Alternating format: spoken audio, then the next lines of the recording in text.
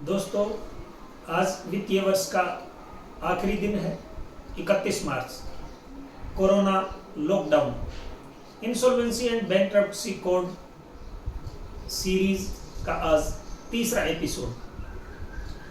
दोस्तों, इस एपिसोड में हम चर्चा करेंगे इंसॉल्वेंसी प्रोफेशनल, जिसे हम शॉर्ट में आईपी कहते हैं। आईपी का रोल क्या है इंसॉल्वेंसी एंड बैंक्रप्सी कोड में, आईपी कौन बन सकता है, आईपी कैसे बना जाता है और हम आईपी क्यों बने, इन सब बातों पर चर्चा करेंगे। सबसे पहले हम लेते हैं कि आईबीसी कोड में आईपी से रिलेटेड प्रावधान कौन कौन से सेक्शंस में है। आईबीसी के सेक्शन 206 वो ये बताता है कि आईपी कौन होंगे। वो ये कहता है कि आईपी होंगे वो आईपीए इंसॉल्वेंसी प्रोफेशनल एजेंसी के मेंबर होंगे, और उसके बाद में IBBI insolvency and bankruptcy board of India में उनका रजिस्ट्रेशन होगा। ये कंडीशन हो जाएंगी, उसके बाद में वो आईपी बन जाएगा। सेक्शन 206 और 207 दोनों ही मेंबरशिप और रजिस्ट्रेशन से रिलेटेड है। उसके बाद में सेक्शन 208 जो functions and obligations of IP बताती है। तो आईपी के फंक्शंस क्या हैं, या उसको हम यूं कह सकते हैं आईपी के रोल क्या है। उसके लिए मैं सबसे पहले आपको एक इंसॉल्वेंसी एंड बैंक्रप्सी कोड में एक टर्म यूज आएगी हमें बार बार, जिसको हम कहेंगे CIRP, corporate insolvency resolution process. CIRP corporate insolvency resolution process. तो जब CIRP की प्रोसेस कोई भी फाइनेंशियल क्रेडिटर या ऑपरेशनल क्रेडिटर या हिमसेल्फ कॉर्पोरेट डेटर अप्लाई करेगा CIRP के लिए, तो वो एक इंटरिम रिजोल्यूशन प्रोफेशनल का नाम सजेस्ट करेगा एडजुडिकेटिंग अथॉरिटी को या अपॉइंट करेगा। तो जो इंटरिम रिजोल्यूशन प्रोफेशनल होगा उसके लिए आईपी होना जरूरी है। तो इंटरिम रिजोल्यूशन प्रोफेशनल को जो ही एडजुडिकेटिंग अथॉरिटी CIRP की एप्लीकेशन को एक्सेप्ट कर लेगी और CIRP स्टार्ट हो जाएगा, तो उस दिन कंपनी का पूरा मैनेजमेंट IRP के हाथ में आ जाएगा, और IRP कंपनी को as a going concern run करेगा।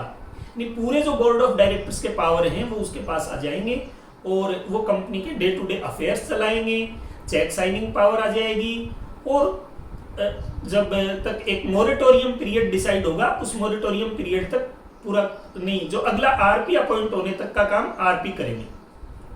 उसके बाद में जो IRP होगा वो कमेटी ऑफ क्रेडिटर्स कॉन्स्टिट्यूट करेगा, यानी जितने भी कंपनी के बोरोवर्स या पैसे मांगने वाले होंगे उनकी एक कमेटी ऑफ क्रेडिटर्स कॉन्स्टिट्यूट हो जाएगी।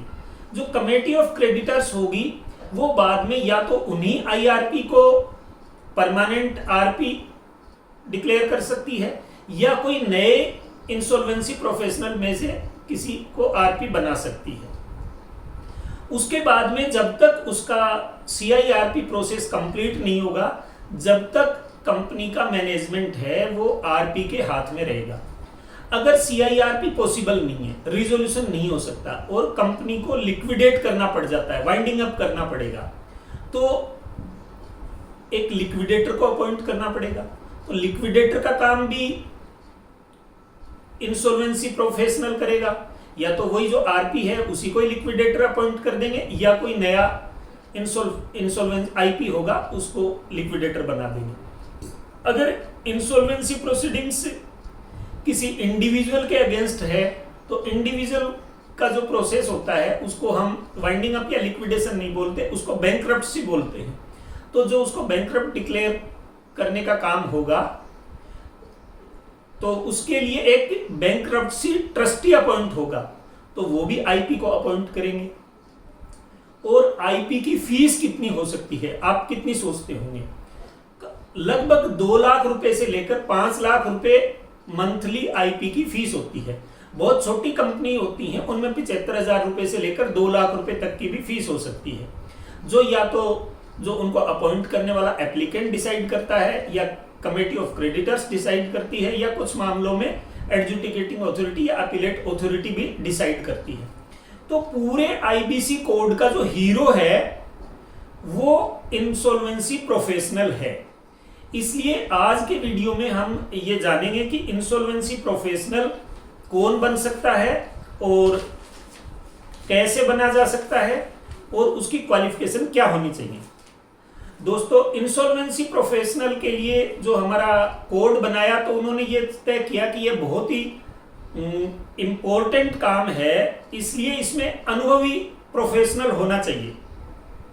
तो इन्होंने 4 तरह के प्रोफेशनल्स को रखा जिनका 10 साल का अनुभव हो, जिसमें चार्टर्ड अकाउंटेंट हो सकता है, जिसमें कंपनी सेक्रेटरी हो सकता है, जिसमें कॉस्ट अकाउंटेंट हो सकता है और एडवोकेट हो सकता है जिसका मिनिमम एक्सपीरियंस 10 साल का हो। इसके अलावा कोई सिंपली ग्रेजुएट जिसके पास बैचलर डिग्री हो लेकिन जिसको मैनेजरियल वर्क का एक्सपीरियंस 15 साल का हो, उसको एडिशनल 5 साल का और अनुभव होना चाहिए, तो वो भी इंसॉल्वेंसी प्रोफेशनल बन सकता है।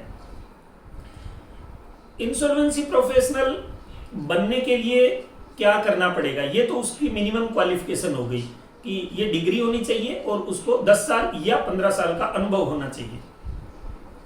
उसके बाद में उनको एक एग्जाम पास करना पड़ेगा जिस एग्जाम का नाम रखा गया है limited insolvency examination. Limited insolvency examination के लिए ऑनलाइन रजिस्ट्रेशन कराना पड़ेगा, जिसके लिए 1500 रुपए प्लस जीएसटी उसकी फीस जमा होगी और ऑनलाइन ही एग्जाम होगा। उसमें टाइम भी तय हो जाएगा उसी टाइम पर और कौन से प्लेस पर आप एग्जाम देना चाहते हो और उसी टाइम उसको स्कोर का पता लग जाएगा। ये फर्स्ट जो इंसॉल्वेंसी प्रोफेशनल बनने के लिए फर्स्ट स्टेप हो गया। LI एग्जामिनेशन पास करना पड़ेगा। LI एग्जामिनेशन पास करने के बाद में जो IPA इंसॉल्वेंसी प्रोफेशनल एजेंसी का मेंबर बनना पड़ेगा आपको। तो IPA क्या है? अभी हिंदुस्तान के अंदर 3 IPA एजेंसी हैं जो तीनों इंस्टीट्यूट्स ने कॉन्स्टिट्यूट की हैं और अपना IBBI में रजिस्ट्रेशन करा रखा है। एक एजेंसी CA इंस्टीट्यूट की है, CA इंस्टीट्यूट ने अपनी IPA रजिस्टर करा रखी है। दूसरी कंपनी सेक्रेटरी इंस्टीट्यूट ने IPA रजिस्टर करा रखी है और तीसरी ICWA इंस्टीट्यूट ने अपनी IPA रजिस्टर करा रखी है और बार काउंसिल की कोई IPA नहीं है। तो कोई भी मेंबर पास होने के बाद में अगर CA होगा वो CA वाली IPA का मेंबर बन जाएगा, कंपनी सेक्रेटरी होगा वो कंपनी सेक्रेटरी की IPA का मेंबर बन जाएगा और ICWA होगा वो ICWA वाली का बन सकता है। और जो लॉयर या कोई सिंपल ग्रेजुएट ने अगर किसी ने LI का एग्जाम पास कर लिया है तो वो इन तीनों में से किसी भी IPA का मेंबर बन सकता है। कोई बंदिश नहीं है कि जो मेंबर है वो CA ही होना चाहिए, ये एक छूट है। और अगर कोई मेंबर बनने के बाद में फ्यूचर में भी कभी अपनी IPA को बदलना चाहे तो वो IPA को बदल सकता है IBBI की प्रायर परमिशन से, और जिस IPA को वो छोड़ रहा है और नई IPA जिसका वो मेंबर बनने जा रहा है उनसे प्रायर NOC लेकर उसका मेंबर बन सकता है। अब जो IPA है वो मेंबर बनाने से पहले क्या क्या चीजें चेक करेगी, जो हमने सेक्शन 208 पढ़ी थी। 208 के अंदर जो ऑब्लिगेशंस जो बताए गए थे IP के, उनमें पहला ऑब्लिगेशन है कि IP जो काम करेंगे उसमें रीजनेबल केयर और डिलीजेंस इन ड्यूटी होगी। तो रीजनेबल केयर और डिलीजेंस इन ड्यूटी ये बहुत ही सोफिस्टिकेटेड कहें या रेस्पॉन्सिबिलिटी कास्ट करती हैं। इसलिए ये जो IPA जो एजेंसीज होंगी ये जब मेंबरशिप देती हैं तो मेंबरशिप देने से पहले वो ये चेक करती हैं कि ये मेंबर इंटेलिजेंट तो है, इन्होंने एग्जाम तो पास कर लिया है, लेकिन इसका कैरेक्टर कैसा है। उसके लिए वो देखते हैं कि कोई उनकी जो रेगुलेटिंग इंस्टीट्यूट है जैसे CA इंस्टीट्यूट या CS इंस्टीट्यूट या कॉस्ट अकाउंटेंट इंस्टीट्यूट या बार काउंसिल में कोई डिसिप्लिनरी एक्शन तो पेंडिंग नहीं चल रहा है, या कोई रेगुलेटरी अथॉरिटी ने कोई क्रिमिनल प्रोसीडिंग तो स्टार्ट नहीं कर रखी है, या एमसीए की वेबसाइट के ऊपर डिस्क्वालिफाइड डायरेक्टर्स की लिस्ट में तो उनका नाम नहीं है, या सेबी और सीसीआई ने कहीं पिछले 3 साल में उसका नाम डिफॉल्टर्स की लिस्ट में तो नहीं डाला है।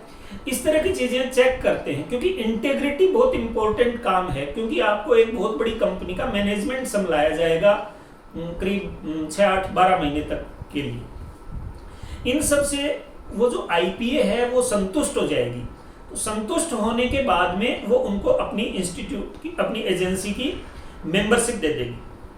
2 स्टेप हो गए। पहला स्टेप है आपकी क्वालिफिकेशन और एक्सपीरियंस, दूसरा स्टेप हो गया एलआई की एग्जामिनेशन पास करना, तीसरा स्टेप हो गया आपको आईपीए का मेंबर बनना। अभी चौथा स्टेप हो गया कि एक 50 घंटे का यानी 1 सप्ताह का प्री रजिस्ट्रेशन एजुकेशन कोर्स करना पड़ेगा, जिसको शॉर्ट में PREC कहते हैं, जो सीए इंस्टीट्यूट करीब 27-28 बैचेज चला चुकी है। 4 नवंबर से लेकर 10 नवंबर 2019 को जयपुर में ये PREC का कोर्स हुआ था, जिसकी फीस 28,000 रुपए प्लस जीएसटी उसकी फीस है। ये सब स्टेप्स पूरे करने के बाद में अगला स्टेप आता है उसकी जो आईपी है उसका IBBI insolvency and bankruptcy board of India में रजिस्ट्रेशन हो जाएगा। रजिस्ट्रेशन के लिए वो फॉर्म ए एक प्रेस्क्राइब्ड फॉर्म है, उसमें अप्लाई करेगा और साथ में 10,000 रुपए का नॉन रिफंडेबल पेमेंट करेगा विद जीएसटी। ये तो वन टाइम फीस हो गई।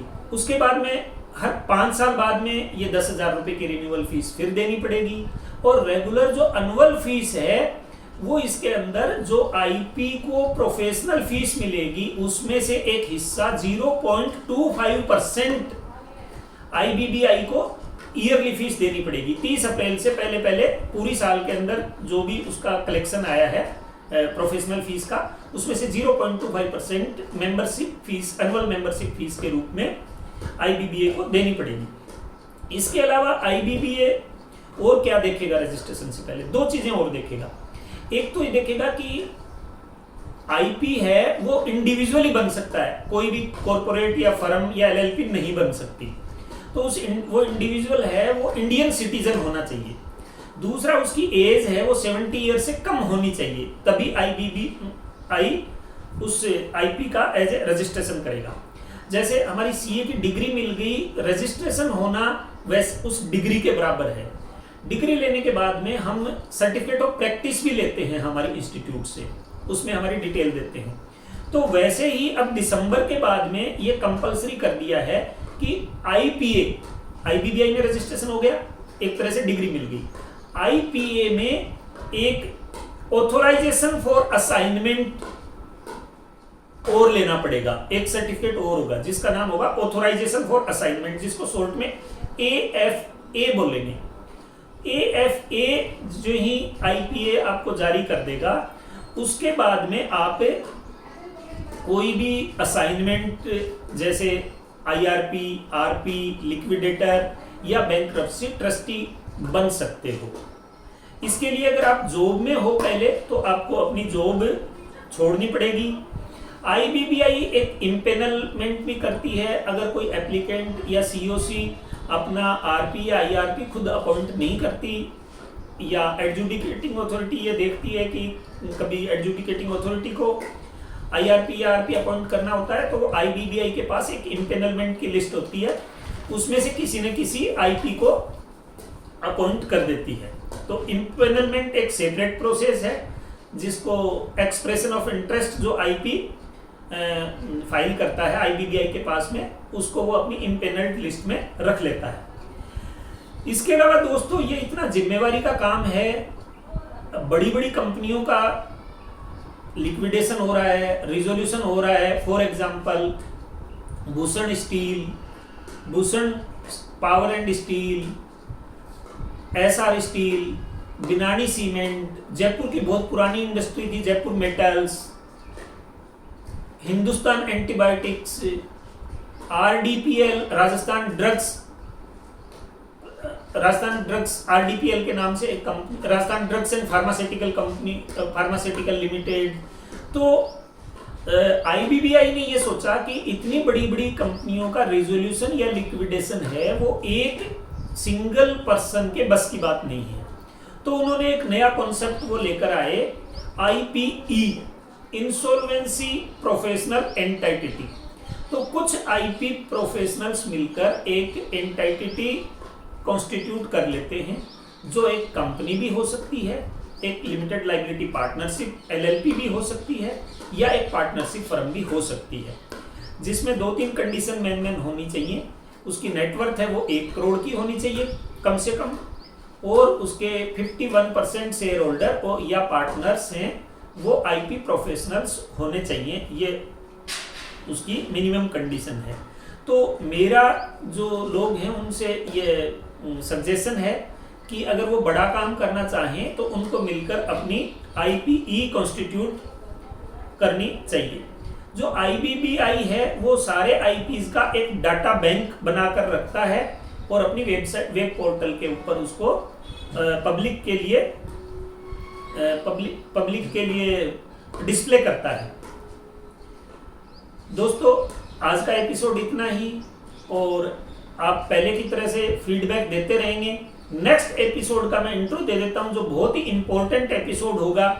नेक्स्ट एपिसोड में हम एक तो एलआई एग्जामिनेशन की बात करेंगे कि उसका फॉर्म कब भरा जाएगा, उसका सिलेबस क्या है, और जो फ्रेशर्स हैं जिनके पास अनुभव नहीं है और वो इंसॉल्वेंसी प्रोफेशनल के रूप में अपना कैरियर बनाना चाहते हैं, उनके लिए आईबीबीआई